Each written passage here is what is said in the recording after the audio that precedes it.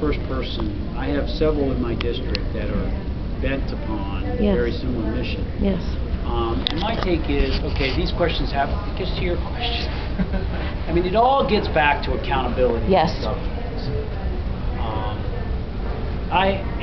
I'm very much for trying to find out what the unanswered questions are right now, rather than starting them. I mean, let me give you another example. I have a fellow came up, you know, things like this happen to me all the time. I'm outside my district, someone came up and said, did you hear about the gay sailor that got abused in the Navy 2 years ago? I said, no. Yeah, he's out now, and the person who did it, there was an investigation, and he was supposed to be held accountable, and he got promoted. Do you mind if we have you look into it? So they sent us for a year, we looked into it, I sent a letter to the Secretary of the Navy. The Chief of Naval Operations came over and met with me, and they actually reopened the investigation. Because what happened is they did document that the investigation said they took this youth, they took care of dogs in Bahrain, you know, security dog, threw them into feces of the dog, rubbed them around, did a lot of other things that almost sicken you know. And I'm a big believer everybody's human, everybody's equal, just what I believe. And then there was an investigation of that with recommendations for accountability at the end, and 2 years later, nothing was done. The person got found. So now they're re-looking at it for the accountability. It's not punishment, it's a sense of accountability. Yes. Because those town halls, I did one every 3 days, 10 of them. I honestly feel that part of what you saw there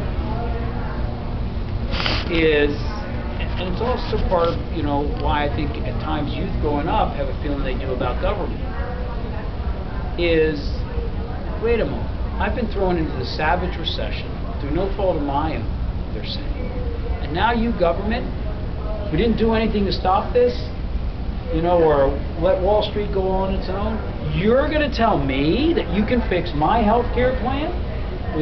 And I think that last of credibility, accountability, transparency is what leads to such angst. I also think it's what leads to people not being engaged. If I could, when I joined the military during the Vietnam era, the Gallup poll every year measures 15 institutions in terms of public confidence. The year I joined up, they were 15 out of 15. Vietnam. And if, you know, you've studied Vietnam. I mean, it was different. People looked on the military a lot different. Over those next 30-some years, people like Coleman Powell and others brought it up. We were #1, 78% confidence factor the year I left the military. And then I went to Congress, which was next to last, and now it's last. The gravest danger we have to America is not the economy, it's not education, it's not health care. It's the loss of credibility in those offices and those who hold it because they aren't accountable. Because our nation is founded on the rule of law. And losing that accountability sense is what I think is our greatest damage, to restore that. Look, it's easy for me to say, I've done everything I wanted to in life. I wanted to command a ship. That was it. Everything since then has been gravy. And the only reason I got in this business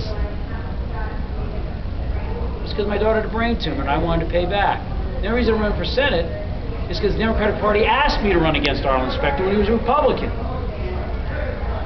They called me over and said, we want you to run against Arlen Specter. In February, Senator Menendez, head of the DSCC. I said, I wasn't planning on this. I got an 8-year-old. And he said, we want you to run. We'll meet again in April. And they did. And I said, okay. I can do it. It's a sense of duty. And then Arlen converted. I'm Catholic. I understand conversions.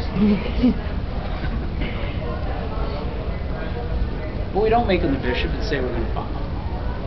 I would have run against, and so someone should get in.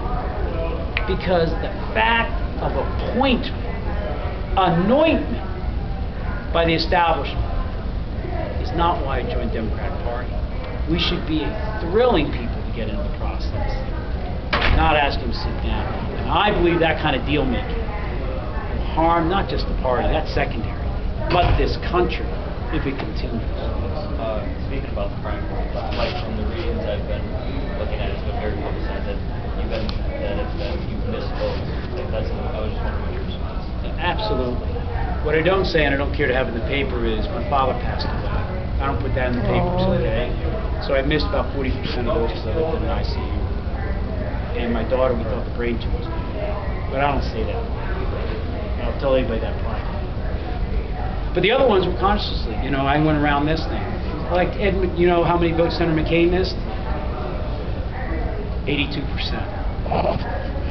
And our inspector supported Senator McCain and stood with him and said, he'll be our president. He missed 82%.